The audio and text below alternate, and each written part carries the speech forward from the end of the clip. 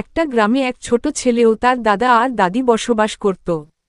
একদিন ওই ছেলে মনে মনে ঠিক করল ও ওই গ্রামের তরাপগঞ্জ বাজারে মেলাতে যাবে। কিন্তু তার দাদা অ্যান্ড দাদি তাকে যাইতে দিবে না। কিন্তু ওই ছেলে যাবেই। পরে কি হই তা আমরা জানব। দাদি দাদি আমি তরাপগঞ্জ বাজারে মেলাতে যাব। আমকে কি নিয়া যাইবা? মেলাতে গিয়া আমি অনেক কিছু খাবো।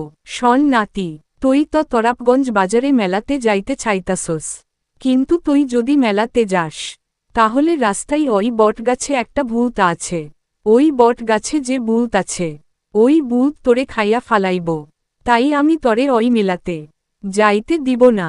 তুই তর দাদাকে বলতে পার, যদি তর দাদা নিয়া যাই, তবে আমি তোকে যাইতে দিব। দেখি আমাকে তোরাবগঞ্জ বৈশাখী মেলায় যাইতে কে বাধা দেয়। কেউ যদি না নিয়ে যায় আমি একাই যাব। আমি এখন দাদার কাছে যাব, বলবো দেখি তোরাবগঞ্জ বাজারে বৈশাখী মেলাতে আমাকে নিয়ে না যায়। দাদা দাদা, আমি তোরাবগঞ্জ বাজারে বৈশাখী মেলাতে যাব, আমাকে একটু তোরাবগঞ্জ বাজারে মেলাতে নিয়ে যাবা? আমি ওই মেলাতে যাই অনেক কিছু খাবো এবং অনেক কিছু কেনাকাটা করব। শোনো নাতি, আমি চাইলে তোমার তোরাবগঞ্জ বাজারে বৈশাখী মেলায় নিয়ে যেতে পারতাম, কিন্তু এখন তো দিন শেষ হয়ে গেছে, সন্ধ্যা হইতেছে, তো ভূতের বয়সে তুমি বাড়ি যাও। আমার কেউ মেলায় নিয়ে যায় না, দাদাও নিয়ে যায় না, দাদিও নিয়ে যায় না। ঠিক আছে, আমি একাই যাওয়া শুরু করলাম।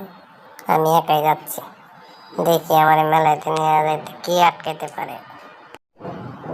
অবশেষে সেই ছেলেটি সত্যি সত্যি ভূতের খপ্পরে পড়ল এবং ভূতটি তার সামনে আসলো। সে তো ভূত দেখে অনেক ভয় পেল এবং সত্যি সত্যি ভূতটি সেই শিশুটাকে মেরে ফেললো। একটি শিশু তার দাদা দাদির কথা অমান্য করাতে তার মৃত্যু হলো। এটাই শেষ পরিণত হয় বড়দের কথা না শুনলে। সবাইকে ভালো থাকেন। আল্লাহ হাফেজ।